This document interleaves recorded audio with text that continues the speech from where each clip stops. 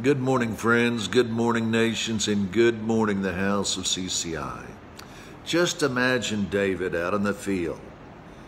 He's just come home or just come back to the fields. He's been to one of the feasts. In the feast, he had to watch what was going on.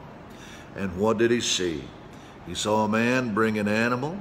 Then he saw the man put his hand on the animal's head, and he saw him confess all his sins, talking about the first offering, the transgression offering.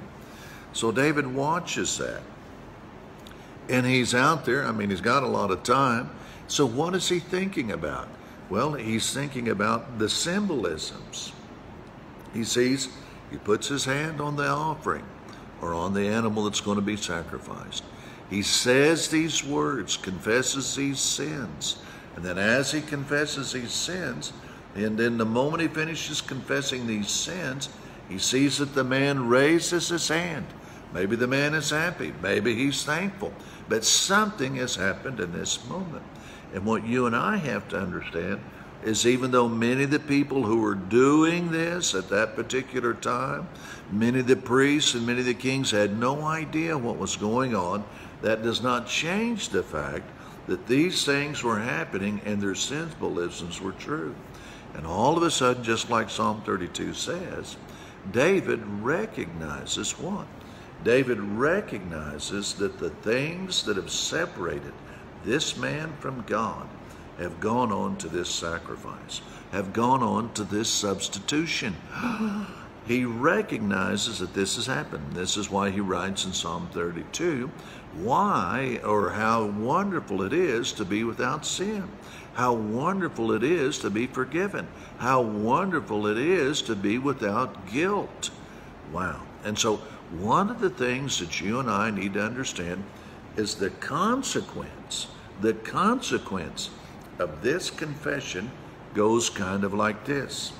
Everything that guilt produces is gone because there's not anything to produce guilt. Everything that produces rejection is gone. Everything that produces self-condemnation is gone. Everything that produces these states that cause people to feel bad about themselves is gone. Are you getting a hold of this? If somebody was without sin, would they feel bad about themselves? Would they have self-rejection? Would they not have acceptance for themselves? Would they have problems with fear and insecurity? Would they have problems of being loved? And the answer is, if you didn't have any sin, of course you would never think of those things. Are you grabbing a hold of what has happened here? See, what has Jesus done? Jesus, by taking these things upon himself and taking them off of you in this moment of powerful, simple faith, has radically changed the way that you can legally feel about yourself. And this is what the Bible begins to tell us. Why would you feel self-condemned if God is not condemning you? He's the one who sent Jesus to take all of this off of you. Why would you feel rejected when God has sent Jesus so that you can know without a shadow of a doubt that you're 100% accepted? Why would you ever feel fearful when you know that Jesus has already come and conquered the prince of the power of darkness so that your victory will be secure? Why would you ever fear death when you can realize that Jesus has already come and broken the power of death, rose from the dead, so that you can have an understanding that you have defeated death just the way Jesus did, because he has done it for you. And so all of a sudden, all these things that sin or guilt or consequences of these things are gone. So all of a sudden, wow, you begin to see yourself differently. And if you don't, you should. If you don't, you should. Now,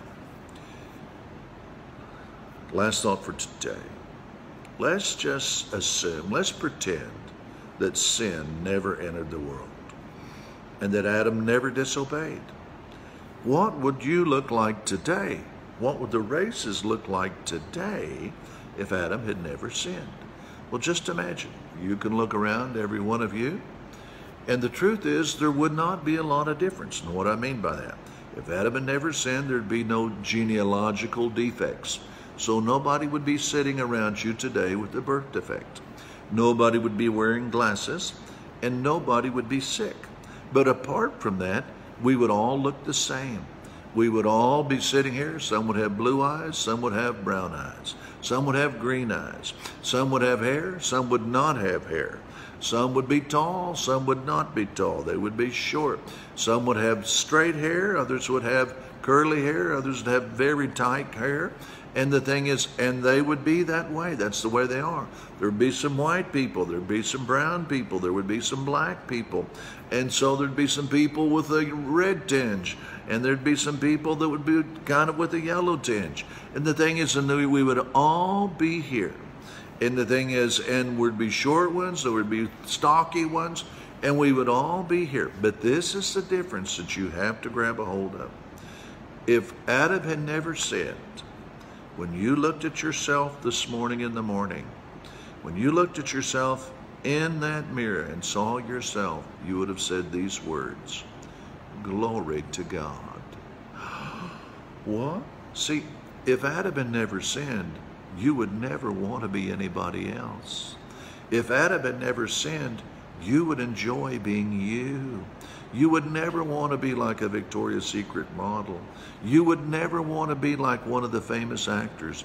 All those kind of magazines and stuff would go broke because everybody would be enjoying being themselves. Are you getting a hold of this? I mean, when I get up in the morning, many times I just look in the mirror and I say, "Glory to God."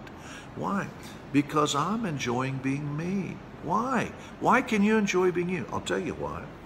Because with one offering, Jesus has forgiven me to such a degree that the sin has been taken out of my life. I'm not a self-condemner. I realize that everything has become new. And I'm going to enjoy being me, just like my Father wants me to. And I hope after you've watched this little video that you're enjoying being you. We'll continue to talk about this, but I want you seriously to advise all your friends and tell them to get these last 3 videos and listen to them. This is a fantastic thing. I talk a little about it. I talk about this in another series that's called the Teaching of CCI. They're in the Discipleship Institute, and they're also in the Community in Your House. You can check these out. They're in Spanish, but they are available. Bless you guys. See you next round.